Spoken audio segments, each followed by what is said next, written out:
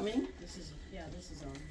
All right, the streets of Jerusalem are empty except for a child and a disciple cleaning up the palm branches that have been strewn about.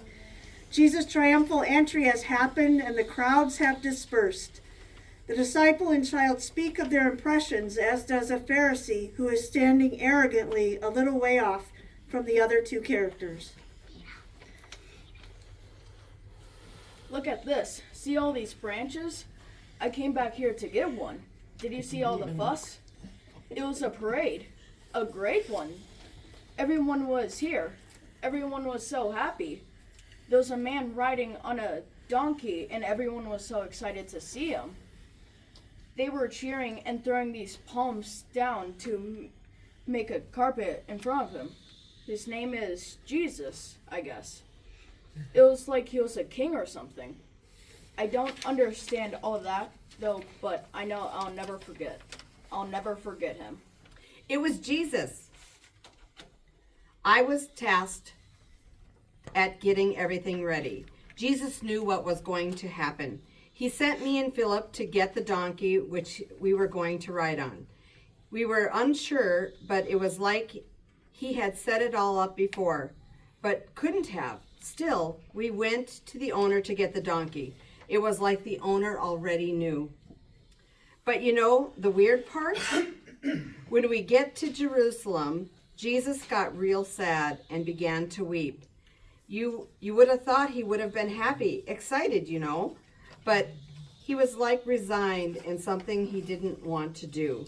This is what he said. If you had recognized on this day the things that make peace, but now they are hidden from your eyes. Indeed, the day will come upon you and surround you. The hem you on every side. They will crush you to the ground, and your children within you, and they will not leave within you one stone upon another, because you did not recognize the time of your visitation from God. None of us understand what he was talking about or why he wept. We all thought he would be happy. I guess he was for a while. That was so strange. It was a spectacle, all right. All these people coming out to see him, and who is he? Oh, I hear he's very learned and all that, but things like this just aren't done. Worship needs to be done in the temple and not on the streets. It is reserved for Yahweh alone and not for some itinerant rabbi. Not to mention that such displays usually attract the attention of Rome, and that is the last thing we need. I took upon myself to tell this Jesus my concern, but he was something I thought he said something to me that I thought was quite inappropriate. I tell you, if these were silent, the stones would shout out. I mean, really, who does he think he is? Follow me.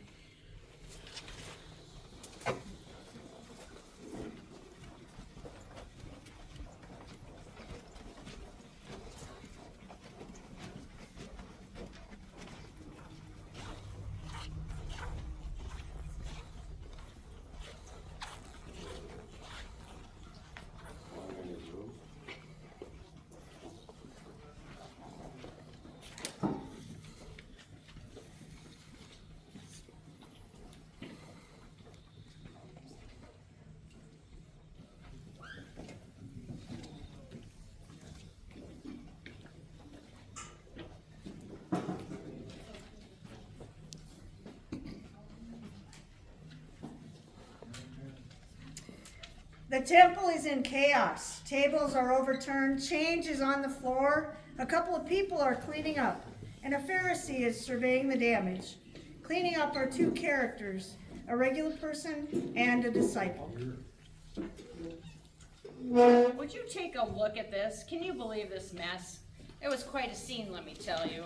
I don't understand it. It started like any Sabbath in the temple. People were wandering around. Livestock were penned in the courtyard. There were the usual officials changing money into temple offerings. There were others selling items for sacrifice. It was just the usual deal. Did some of them cheat and take advantage? Sure, but that's just how it is. But suddenly this Jesus got really mad. He overturned these tables. He called all the sellers snakes or something like that. He even took a whip and drove all of them out of the temple. Oh, it was quite a scene, all right. But don't you see? It was the fact that all this that was going on was considered normal that upset him. That is what Jesus was reacting to. All the cheating and the bargaining and the taking advantage of others, all of that was dirtying the temple. It was blaspheming God. It was making God's house like, what did Jesus say? A den of robbers. But who is he to throw anyone out of the temple? What authority does he have to do such a thing? That is our responsibility as leaders of the faith. The fact that remains is that all those people thrown out were providing a useful service. How else would the faithful from elsewhere get to correct currency to make their offerings to God? How else would they ensure that their sacrifices are proper and acceptable to Yahweh? Who does he think he is?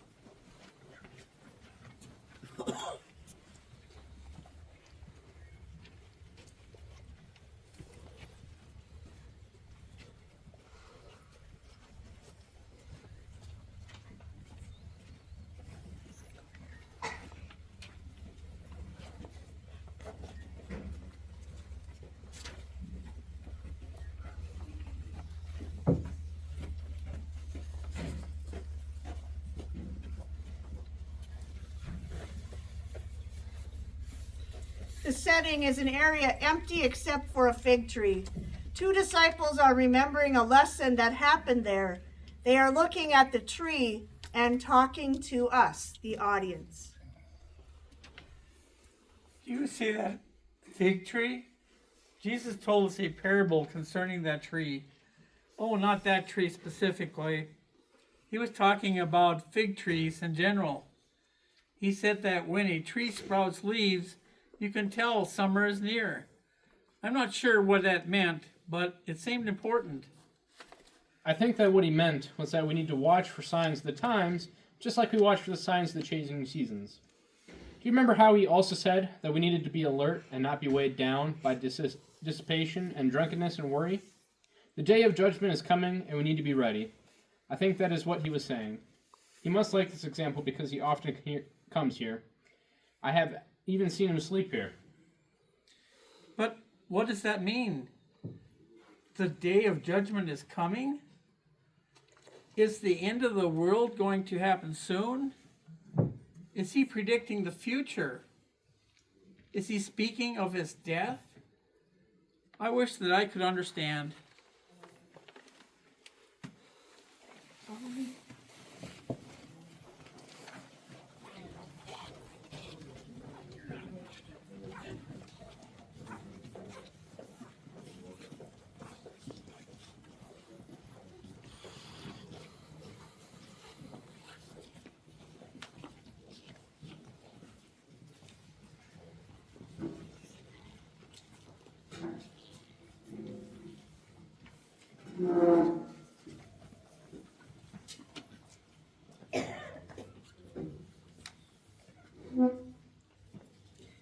The setting is the house of Simon the leper. It is a simple courtyard of a simple house.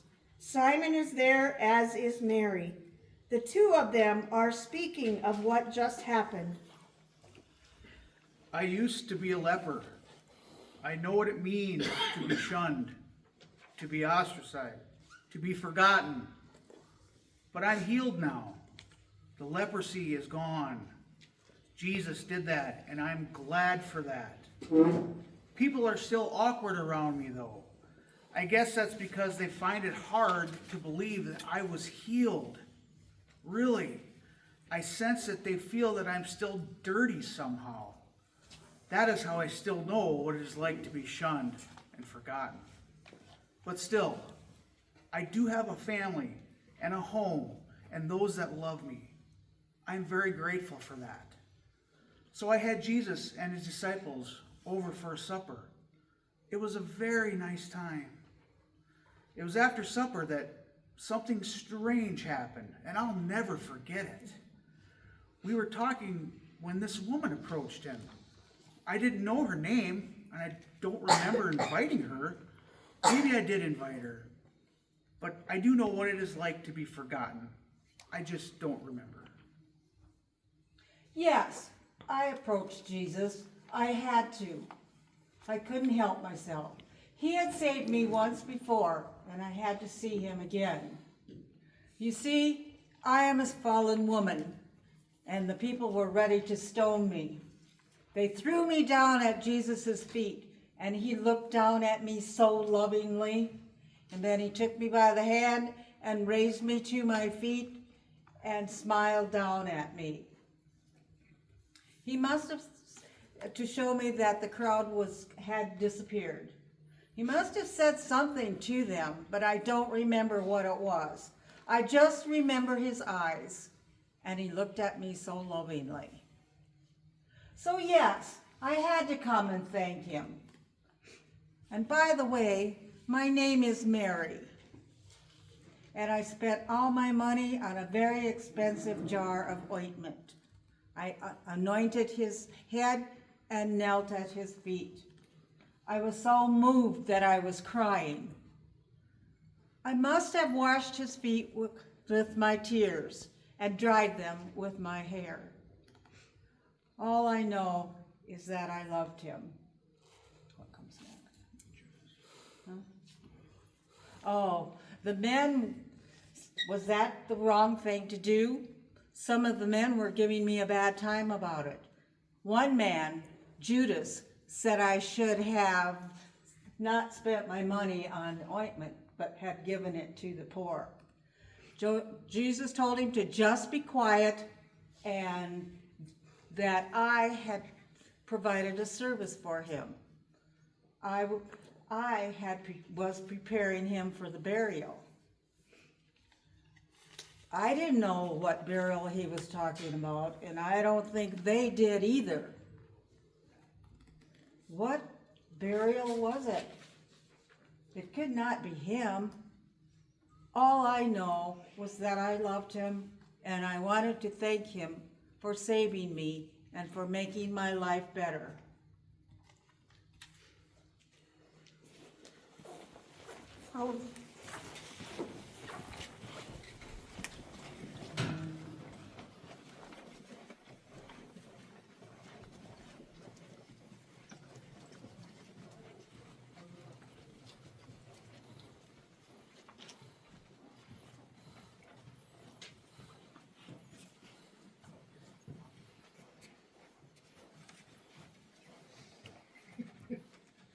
There's somebody behind you, Tim.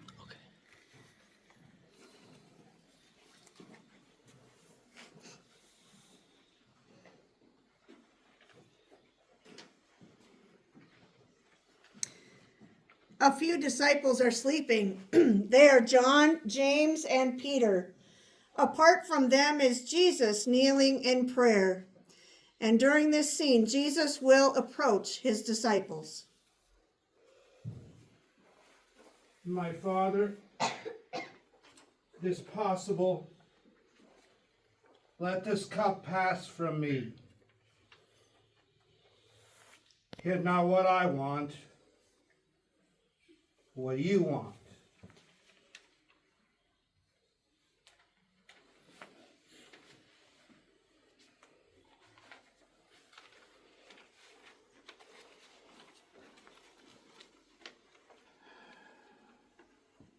So, you could not stay awake with me 1 hour? Stay awake and pray that you will not come into the time of trial. Spirit is willing, flesh is weak.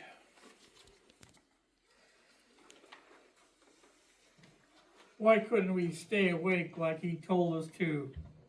Can't we see that he is troubled? What is going to happen tonight? I feel that it is something bad. But brother, what can we do tonight? It is dark and he wants to be alone in prayer. What is it that is troubling him so? Didn't you hear him at supper? He said that we would all desert him. Something is going to happen. Someone has betrayed him. I know it, but that someone isn't me. I tell you this, my friends, I will never leave him. Brothers, we must stay awake. We must. I agree. Just take a nap first though. My Father, if this cannot pass unless I drink it, your will be done.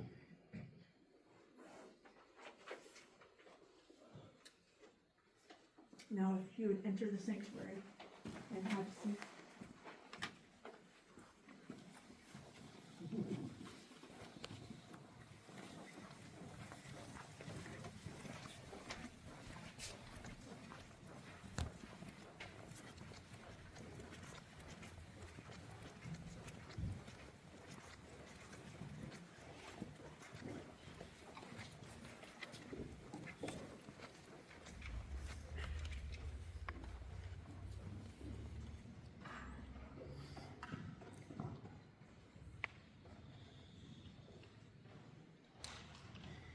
And John is here with Mary, the mother of Jesus. The body of Jesus has been taken by Joseph of Arimathea to the tomb. Mary is on her knees in mourning, and John is kneeling beside her and comforting her. Oh, my son, what have they done to you? How come we did not know that this was going to happen? How did we not listen to you? You have been preparing us for this moment, and yet it cuts like a knife through my heart. I've been prepared for this moment since the moment I was told of your birth. Why am I not prepared? How can I survive? Mother, I am here. You are my Lord's mother, and so you are mine. He has charged me to be your son, and I am here. We did not understand when he spoke of this because we could not imagine it. He was so alive to us. We were so alive in his presence. How could we imagine this? But John, the beatings and the crucifixion, why did it have to be so?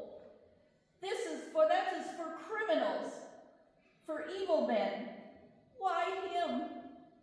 Why did he have to die in such a way? I don't know. I'm struggling to understand. Maybe it was meant to be so. Did you hear him on the cross? What did he say? He said, Father, forgive them, for they know not what they do. Maybe that is why he died. He died so that we might all be forgiven and live. All I heard was, Eloi, Eloi, lama sabachthani. All I heard was him crying to God and asking why God had forsaken him. Was he forsaken? Is that true? Are we all forsaken now? Oh, John, what will become of us now? Mother, he was not forsaken. I refuse to believe it. He was not forsaken by God, and neither are we. He taught us different. Come, let us go find where Joseph has laid his body. We have much to do before Sabbath. I will help you.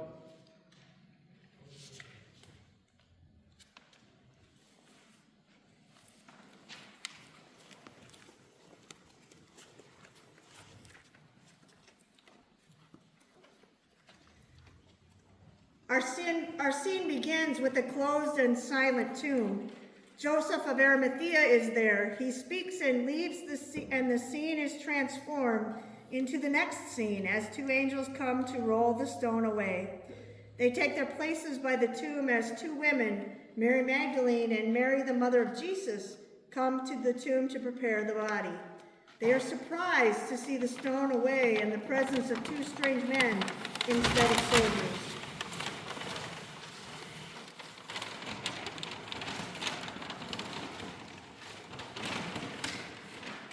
I am Joseph of Arimathea, a Pharisee in the Sanhedrin. My colleagues do not understand why I do what I do. Well, Nicodemus does, I guess. But I have been moved by this man, and I do not agree with what has been done. This is my tomb, but it is his now. It is the least I could do for a man who has saved my life. How did he save my life, you ask? I don't know exactly. I just know that I will never be the same because of this simple and holy man. This is the least I could do.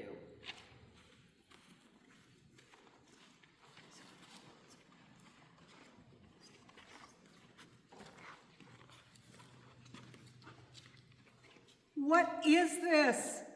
Who rolled the stone away? Where are the soldiers? Has someone taken the body of my Lord? Oh, what is this? He's gone. Where is my son?